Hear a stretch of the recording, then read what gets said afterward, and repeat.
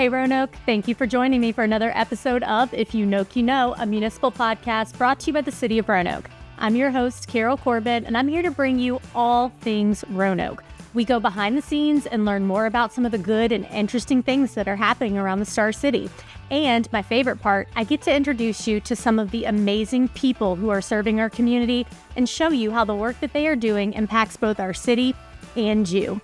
Now, if you didn't grow up around Roanoke, or pay attention to the news, or follow us on social media, let me be the first to tell you, this November, Roanoke will be reflecting on the 40th year since Hurricane Juan and the locally infamous flood of '85, and how it truly wreaked havoc on our valley.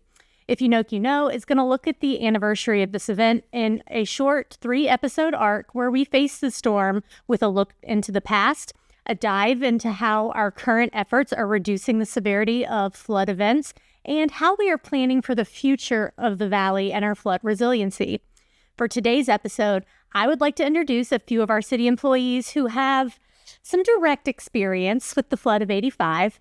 Chief David Hoback, Lieutenant Jennings Tardy, and Sheila Umberger. Welcome to the show. Hello. Hi. Thank you for having us. Thank you for having us. Sheila, can you introduce yourself to our listeners? I'm Sheila Umberger, and I'm now the director of the library for the city. Have been since 2004. I was in a different position in 1985, though. So how long have you officially been with the city? They hired me in 1982 to convert the card catalog to computer code. That is a sentence we don't hear often. I was a computer coder when I didn't know how cool that was, but yeah. No, that's really cool. How long did it take you, do you remember, to convert? It took us about 4 years because it was almost 500,000 records. Oh my gosh. So yeah. I was going to think like 4 months. But no, it was the beginning of the online system now. That's crazy. So that came in '89. So I was involved with that. Yeah. So you've been with the city since '82. Okay. August 17th. August 17th. We all know our date. I'm sure. I left and came back. I have 2 dates and I get them confused all the time. Jennings, what about you? I have been with the city I'm in year 43, June 7th, 1983. And where do you work? I work for the police department. I am a lieutenant and currently assigned to Patrol Bureau. I'm the executive officer. Okay. Patrol. And so where were you working within the city back in '85? I was with the police department. Were you in patrol then? I was. You were? I spent most of my life in patrol here in some fashion or another. Spent a little bit of time in the detective bureau, but primarily in patrol. So your heart is in patrol. It is. Oh, love that. And Chief, what about you? Well, I've been with the city for almost a little over 40 years. I was one of the first paid paramedics the city hired in 1985. Started January 1 of 1985. And then as we grew as an organization, and then we eventually merged into the Fire-EMS department in '95, and from there I became chief in 2007. So I've been the chief of the fire department since 2007. And this is a side quest, but with paramedics and firefighters, now is it more common to have staff who are both, or do you still have staff who are either like just firefighters or just paramedics? No, it's across the Commonwealth. It is very much a combined system. So firefighter EMTs, firefighter paramedics, we both do dual roles.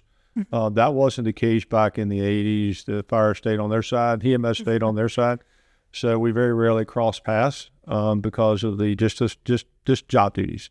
But when we merged everything together to be a more efficient model, providing service to our community, a study recommended we do that, and that was part of that merger between the two. And then we had a new chief come in and led us through that process. And then as we grew as an organization, then moved up through the ranks and became chief in 2007. Gotcha. Well, just so that we level set our expectations here, and I sort of mentioned this to the gentleman at the table before you got here, my experience with the flood of '85 is I was just 3 weeks old. So I was not working at the city at the time, but I think maybe my parents would know there was a future civic employee in my soul. So I don't have many memories specifically from that time, but can you guys take me back through some of your memories? Sheila, what were you doing in November of 1985? Well, I had my daughter. One of my daughters was 3 years old, and I had been out at Halloween in the worst rain. It rained for 2 solid weeks. I mean, it was just, I've never seen so much rain. And so my experience was the morning of the flood. They called the flood watch off, so we were all excited about that. I lived down in West Salem.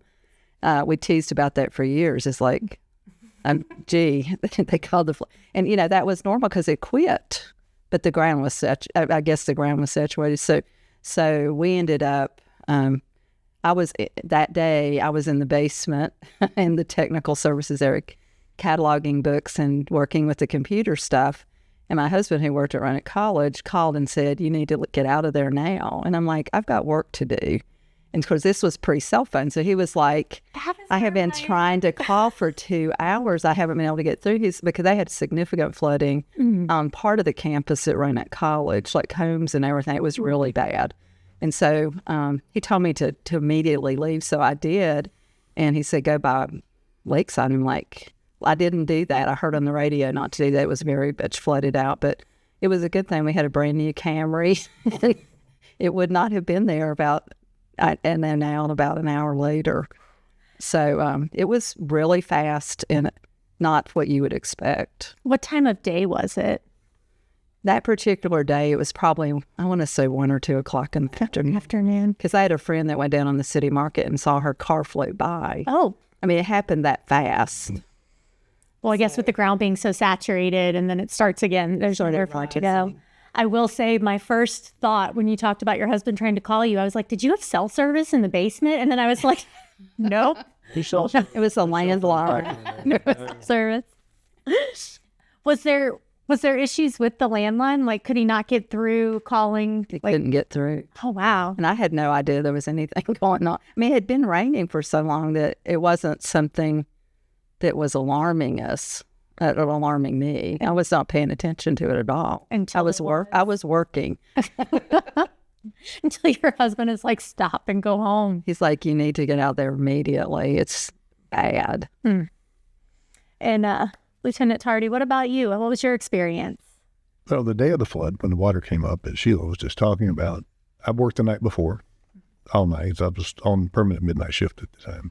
I had court literally all day. Went to court 9 o'clock, got out about 4, which didn't usually run that long. But if I recall, we had a substitute judge who liked to take his time. So I walked out at 4 o'clock, and I had not heard anything either about what was going on outside because I sat in the courtroom all day. And I went to go home. I lived out in South County in the Starkey area at that time. And it took me probably an hour, 45 minutes at a minimum, to drive from 3rd and Franklin, where the Pop building is, to where I could get on 220 South, just in the 1600 block. The drive that normally takes today would take us 3 minutes at most to get there. It was close to an hour. I remember getting up on the interstate, or the expressway, not really interstate there, and I could look over and see Victory Stadium underwater. It was, I mean, the top bleachers were exposed, obviously, but it looked like a Super Bowl? Like Lake Erie or something over there. And so I drove home, and I don't think the drive home, I don't recall it taking terribly long. I walked in, was probably close to 5 by then, and my phone rang about 30 seconds later, and it was one of my sergeants calling me saying, "I hope you got some rest today because you need to come back in." And I told him that, I'd just gotten out of court and I had not been to sleep, so they let me sleep until about 8, and then they called and woke me up, and I came in. Now, when it took you like an hour to get that short distance, was that because of traffic, because people were trying to get out, or was that because of like water in the road conditions? It was water. I think I would say it seemed like everybody in the state of Virginia had come to Roanoke and were all from Franklin Road. Obviously not, but it was just traffic. I mean, I've never seen anything like it anywhere I've ever been, and I haven't seen it since. And spent a fair amount of time in Northern Virginia on the Beltway, and I've never seen the Beltway like that. You'd sit still for 5 minutes, roll forward a half a car length, and then put the car back in park because you're going to be sitting there for a while. Wow. Okay. So you were in court most of the day, kind of missed some of the high water, but really saw a lot of the effects of folks trying to flee to safety. Yeah, and then when I came in, found a car, and marked in service and went to work. And water was down by then. It didn't stay up. It went down fairly quickly. And I remember driving out. I was assigned, we call it District 4, up in Northwest. And that was my usual assignment. So I drove out there just, to see what was going on. And I remember going down, there's a street, it's called Westside. It's all Westside Boulevard now, but the four blocks from Shenandoah down to the steel plant used to be called Miller Street. I remember driving down Miller Street, and cars were stacked as if you have a 5-year-old with his Matchbox toys, where he had just on the floor, on this table, had stacked them up neatly on top of each other, except you're looking at 4,000-pound cars. So it was like a Jolly Green Giant had come to play with cars. The water was, I can't recall exactly how high it got. I know all the first floor apartments were flooded, and it was years before they reopened those first floors. They couldn't. Trying to think, what else did I do that night? We, there are always people that will try to take advantage of situations. We ended up that night catching a couple of people for breaking into a building. You're not really breaking in, more like walking in. But Peters Creek Road used to stop at Melrose in 1985. It did not go to Brandon like it does now. Oh, okay. And there was a little building there that was, as I recall, it was an antique shop. Now, after the water went down, the building was basically destroyed. The walls didn't fall down, but they just sort of separated, and there was enough room to literally walk in. And we managed to catch a couple of people who had gone in and helped themselves to a bunch of antiques. Oh. And so I remember that, being very, very unhappy with those people, but felt good that we caught them and put them in jail. I can tell you, in case you don't know this, Brown Robertson Park, if you're familiar with that, up on 10th Street Northwest, used to be Shaylin Avenue. Sure. And it is now Brown Robertson Park because it flooded. That little tiny Lick Run Creek, which is, today it would probably be, 3 feet wide? I don't know, I haven't been up there in a while. It's not very big. 2 women, one named Brown, one named Robertson, drowned in their homes on Shaylin Avenue. And is that why it's called Brown Robertson? That's why it's called Brown Robertson Park. I used to live off 10th Street, so going down the Lick Run Greenway and Brown Robertson Park, that was a neighborhood in 1985. Oh, wow. And I remember that. I don't remember what else to do. There was a commerce. And it was, the city was for the most part a ghost town. People didn't, except for the 2 people who decided to come out and help themselves to somebody else's antiques. It was just, this was, I don't think I'm not great at expressing myself too well, about things like this, but I'd never seen, in 1977, where I grew up in Russell County, we had the 100-year flood, because they called this one a 100-year flood. This one made that other one look like just a really rainy day. A rainy day, a nuisance. Yeah, this was, it was just, the city of Roanoke got obliterated. Downtown, water was probably 12 to 15 feet deep at Market Square. A lot of places closed and stayed closed for a long, long time. Wow. And it took a long time, for the city to come back from that. And I think that, if something else occurs to me, I'll chime in a little bit, but we'll come back to it. That's what I remember of it. It was, like I said, it's just hard to describe how, and let you know just how insignificant you are in the grand scheme of things on Earth. Well, and to think about how significant it was for this area. It's still the touch point that people, harken back to. Like, you'll still hear all the time, oh, you remember the flood of 85? Were you here during the flood of 85? Did this happen during the flood of 85? Like, I can't think of another, occurrence or event that this community references as much as the flood of 85 as a touchstone. Not in my years here that would come close to that. And Chief, what about you? What was your night like or day like? Well, actually, my day started, and I guess my memory started the flood of '85 on Halloween night. We had 2 firefighters who were killed by hit and run, and I was one of the medics that responded to that. Captain Cassell and firefighter Helms and a civilian were killed. And like Sheila, I remember the pouring down rain, and we weren't able to take care of the scene. It was pouring down rain that night. And then subsequent couple of days later, then we were in the process, or the city was in the process of giving the funeral for the firefighters. And I was a volunteer at Cave Spring Fire Department, so the career guys in Cave Spring, worked for the city as one of the paid paramedics. I volunteered out there, and I came back and started volunteering so the career guys could backfill for the city firefighters so they go to the funeral. And I remember I got there about 9 o'clock, and the tone started dropping, and just call after call after call, and you couldn't get wherever you were going. No matter what the call was, people trapped, whatever, you couldn't get there just because of the flooded roadways, that the driveways were washed out, the bridges were washed out. And that went on for about 2 to 3 hours.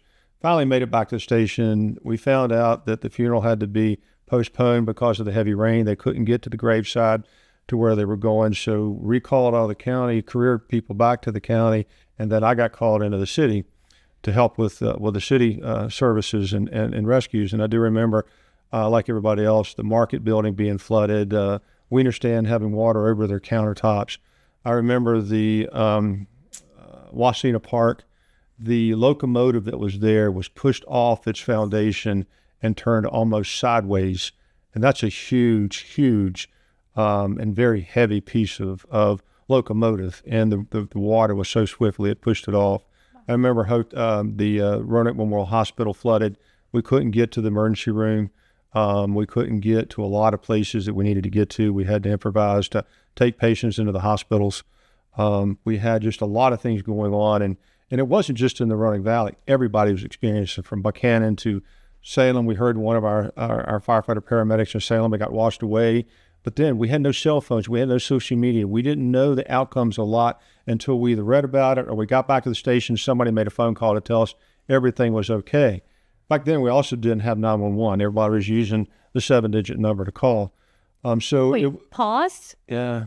There wasn't 911? There was a 7-digit number that you called for it. 668. Yeah, that's it. So, and no cell phones, no social media, no nothing as it relates to that. Plus, we'd had no warning. That morning we went into it, we had some rain, but nothing that was going to indicate we would have some type of catastrophic event. So as the day went on, we started clearing vehicles that we found in the water, make sure there's nobody hurt. And then I got assigned to a civilian boat to the Ninth Street Industrial Park because we had a lot of people trapped in the Ninth Street Industrial Park, Fred Whitaker Building, and all the businesses down there, because all that was flooded 2 and 3 feet. So I went in there, and I was going in with a civilian boat, kind of like a runabout, and we made it just down Industry Avenue and struck a fire hydrant, and the boat sank. So myself and the 2 civilians with me walked into an area where we could stand up. And then shortly after that, I radioed in what was going on, and the city had already called the Coast Guard. So they had a Sikorsky helicopter come in and was rescuing people. And then we had Lifeguard 10 that did a lot of rescues, E.J. Thomas Market. They had some stuff going on in Salem. They were picking people off roofs and things of that nature. Then they called in the Coast Guard. And so I was assigned to the Ninth Street Industrial Park and tried to help, manage that. And so the Coast Guard came in. It was wonderful. They're great people. They came in, they sat down, they picked us up along with about 10 people that were stranded in there, lifted them up, and we went to the airport. And then I remember the captain, I think he was the captain of the Coast Guard, he says, "Can you stay?" I said, "What do you mean?" "We don't know where we're in Roanoke." So I spent the next 5 to 6 hours on the Coast Guard helicopter airlifting people out because, again, no GPS, no navigation system. So as calls would come in, I would navigate the Coast Guard to where they needed to be. And I think it was like 45 or 50 people we airlifted out. One was pregnant and was going into labor. I remember getting her out, taking her to the airport, and then offloading her on ambulance. And we refueled 3 or 4 times. But, as I was only like 22 at the time. And so this was a very memorable and embedded moment in my mind about what took place. And then after that night, our job was to start working and making sure that all the cars that we found that were overturned, all the houses that were flooded out, we had to go through and clear them, make sure there was nobody still in them, nobody was trapped. All that took about 3 or 4 days. And then, like Tardy indicated, it took Roanoke so long to recover, because just think about, the bank buildings downtown were flooded. The businesses were flooded. And not only that, you had a lot of basements that were flooded for just private homes, and we didn't have the resource to do it. Also, back then, there was absolutely no training whatsoever to deal with flooding events. There was no equipment like we have today, our swift water teams. There was no understanding about going into flooded waters with your full turnout gear on. That's a big no-no, but nobody told us that wasn't the right thing to do. So, we've come a long ways then. And as I moved up in the ranks, one of the things I did in 2005 was form our swift water team. And we got a grant to do that. And shortly after that, we did have a flood, another one that flooded the Victory Stadium. And I remember us rescuing people on backhoes that were down there doing some work to the stadium. And without that team, they may not have made it. But it was only within 2 months of us putting that team in place that we had that event. And it's probably one of the busiest specialty teams that we have. But it's the people that stood up and say, I want to do this, Chief. We want to be part of this team. And that's how we started. Salem started the first one. We came in behind Salem. And so that's where we are today. But, flood of 85, again, you couldn't get there from here. You're talking about an hour and a half to 2 hours getting to where you need to be. I don't think it was people coming in. I think it was all the major arteries being clogged, and people now forced into the smaller ways of getting home, and they couldn't get there. And I remember just driving around in an ambulance or driving around a response vehicle, and you couldn't get there because of the flooding. I mean, the Bennington was closed. I do remember that 460 was completely isolated. From 13th Street down, the only way you can get to 460 is either come up 81 or do the Parkway. And that only way you can get to Vinton is the same way because of the isolation that occurred. And we had no fire protection down 460, so we were working with our EMS protection. So Vinton was helping us out down there because we couldn't get our resources down there because of the bridges were flooded, both on the Dale Avenue side as well as the Orange Avenue side. And it's just, there's a lot of stories, a lot of heroic stories that took place that day because everybody just kind of rolled their sleeves up and said, how do we make things happen? And we had people pitching in, just like the guy offered his private runabout boat. Hey, we can go in and pull people out. Well, the water was so swift, he couldn't navigate it. And then it hit that hydrant and down it went. And so it was, it's just things you just don't think about, but they're willing to help and try to do good things. And there was a lot of good things happening during that time and afterwards that people were jumping in, how can we help? And I do remember that. Everybody was asking. I love that. I love that sense of community.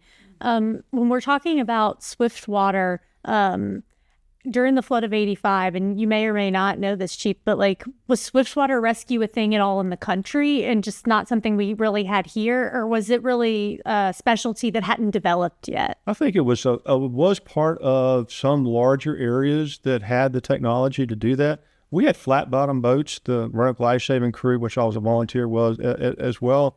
We had flat bottom boats, but they weren't designed for swift water. I do remember we were getting people out of the market building and putting them in our boats, but they were standing on counters, and we would go up to the business and hop them into the flat bottom boat and then ferry them on to dry land. But no, to my knowledge, there was no structure associated with that. And it didn't really come into being until, you got these major events, and that's really was the driving force. How can we do things better? And that's where we are today. I think we've got a very robust team. We got great regional cooperation. Because back then, Roanoke County was hit as hard as we were. Things that went on at Hollins College, the people trapped there.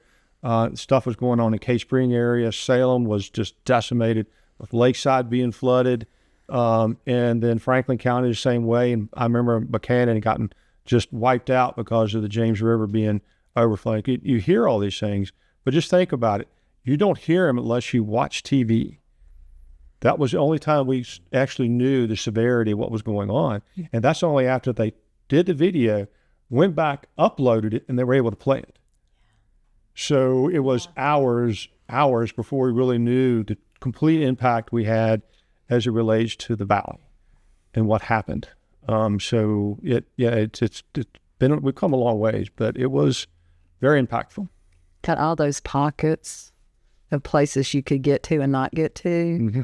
Like I know to get back to Salem, I had to get on at 581 and 81. Mm-hmm. But you could see all the devastation. So they just opened Center in the Square 2 weeks earlier. Mm-hmm. Mill Mountain Theater was totally filled up to the ceiling with water. So it took a long time to reopen that. And I remember looking down at the Hotel Roanoke and the red light down there, the water was up above the red light. Yep. And I never realized water could be so damaging. Like all of the parking lot that I had parked in that I left was totally torn up. Mm-hmm. So it was like so much devastation. The power of water is just amazing. And really didn't truly understand the power until I saw that very large locomotive, equivalent to the 611, that was shifted off the tracks and had to be, righted. Yeah. That is just, you would never think that power would be able to move that in the way it did. And then and you're talking about the Brown Robinson Park, that is no longer a community because of flood mitigation issues. Shortly after that, I worked for emergency management for the city. That was one of our focuses, to mitigate by the property so that we don't have these situations in the future, and we did that. So it was, we tried to pull people out of harm's way, not build in the right-of-ways of where the flood is, and that's what you see a lot now between the bench cuts and everything else. I know that's for a different podcast, but a lot has happened, and I think that Roanoke is a better place and more resilient place for what has happened. And now that we know where the areas are, we can warn them. We can get better forecasting. We can forecast where the river's going to be to the half a foot or a tenth of a foot now, and they're spot on. And it's really amazing how that works. I agree. I love sort of like following the through the shark system and seeing the levels of the river. I mean, all the way from Salem through the county into the city. So yeah, it's pretty remarkable what we're able to do here. So we've kind of walked through the devastation of this event. To sort of wrap it up today, I'm gonna take a cue from Chief Hoback here. What really struck me from your story was the sense of community afterwards and people stepping up and wanting to help. Can you all sort of leave me with one instance of sort of the aftermath that was hopeful, and what happened after the storm that sort of is a good memory? So from the library side, it was like, you really described it well. It's like these pockets of places that were okay, and all these other places you either couldn't get to. So Hollins was really, for several reasons, Hollins University or Hollins College at that point bothered me a lot as far as worrying, because I had actually been offered the job at that library at Hollins 3 years earlier, and I had taken the city position. But I knew the librarians at Hollins, and I knew that they couldn't get off campus. And I knew later that the library was practically destroyed to the point where we were bringing in they were bringing in freezers from like the National Archives and all that. So in the national, like the Smithsonian, all of that resources were coming into Roanoke, and they were putting books into the freezer so they wouldn't mold. And so that's why they built the new library up on the other side of campus. That took a while, but I was very close-knit with the librarians, and so we did help them. Is that the one story at Hollins? It was a good story, but a scary story. There was some gentleman that one of my friends at the Hollins Library knew had come to repair like phone lines or something, and he was in a building, and the water started rising, and he literally had like an inch to breathe before it started receding. And so, but they were there I don't know how many days, 3 days to Tinker Creek. Below. It was not Tinker Creek. It was actually the water comes out of Carbon's Cove. Oh. Because the dam at Carbon's Cove overflowed because it couldn't hold any more water. And that's what flooded Hollins College. And he was literally in the basement, submerged with a pocket of air for 2.5 days? It was really scary. You just can't explain. You can't explain some of the things that went on that couple of days. And again, you didn't know it until you knew it, because it wasn't instant communications. Somebody didn't have a phone out. You just happened to know people that knew them. Yeah. Wow. it was very scary. I think that, okay, you mentioned that they talk about exactly what the flood level is. I hate to, it made me start thinking, I watch it, and there was one time it was getting closer to the 85 height. I mean, it's, if you remember the height of the 85, you're like, oh, okay, we're like 10 feet below that.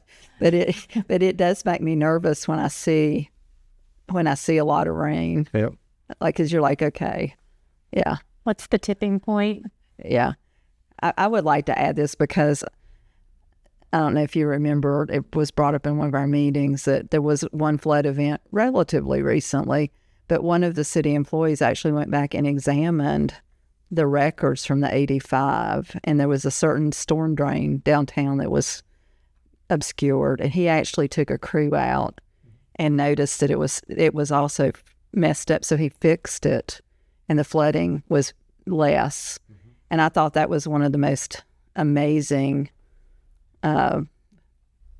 He was just amazing that he thought to go back and look at the records. I thought that was, so again, I think that Fire-EMS Police and everyone has done a really amazing job to prevent it, but it could happen again. I mean, once you've seen it, you believe it could happen again. Sure. And the one thing stormwater always reminds me, we're located by a river. If there's water, it can flood. Right. So, yeah. What about you, Lieutenant Tardy? What's something positive you can think of in the aftermath? This may be part of one of your future plans, but out of it, they spent, and I can't remember how long, I know it was a long time, basically changing the river. They've shaved off, the Roanoke River wasn't as wide, and some of the turns were a lot worse than they are now. So out of that, they got that done, and it won't prevent it entirely, but it certainly can handle more water more efficiently. So that is a great thing that came out of this, because I don't want to live long enough to see that again. It was, as I said, I missed the water because I was in court, but seeing the aftermath, I don't care to go through that again if I can avoid it. Right. I totally understand that. Chief, what about you? Is there something specific that stands out to you in the aftermath? Well, as we went through the days that followed, we saw a lot of good in Roanoke, really did. And we were out, and like the police department, and I do remember one specific area, Piedmont Park, got hit really hard. We actually had a house that burned completely down because fire trucks or nobody could get to it because the flood water was just so much we couldn't. And then we went into there after the flood water had receded, and we saw people come from all over the place to help clean their house out. And because we went in and said, obviously there's not a lot we can do, but we're just, first of all, making sure that everybody's safe, making sure that, they have, the essential stuff to be able to, sheltering goes, because part of my job was emergency management and one of the paramedics, but our host department was emergency management. So we became part of the sheltering. We became part of a lot of things. And so as we did that, we just saw people just step up and say, no, they can come stay with us. We're good, helping them clean out, wash out their house, the positivity of the people that this is not going to run them out. And, and one thing I do remember, we had another event that took place, and it was Hugo that came through. And that was 89, and I got promoted up to Deputy Coordinator Emergency Management. And Hugo was predicted to have catastrophic rainfall in Roanoke, and we're very fortunate it didn't. But I remember going down back to that neighborhood, and those people were still there. They recognized me, I recognized them. They said, we're good, we're going to get out of here, but we're good. So, the resilience of people in Roanoke and what they weren't, angry. They were just, they were sad, but they were very resilient. And that really kind of uplifted you when you talk about it, about how people are. And that was just a small section that I was responsible for, not the whole city and what everybody else experienced. Northwest got hit hard, Southwest got hit hard. But just what I saw, the slice of pie that I had, it was amazing about how people were helping people. And that's a good thing. And that's what, that enriches my heart about what Roanoke's all about. I agree. And I think that is the perfect place to wrap this up in an episode that, is remembering some pretty traumatic events. It also can be the birthplace for a very resilient community, and for a community that still comes together and helps each other. So I like coming out of the tragedy and the floodwaters into a place of peace and calm. So thank you all for being here with me today. Thank you for traveling Memory Road. And for everybody watching, please join us next week when we go into our present day actions and how we are working to help mitigate some of the flooding around the Roanoke River. This is If You Know, You Know, and we'll catch you next time.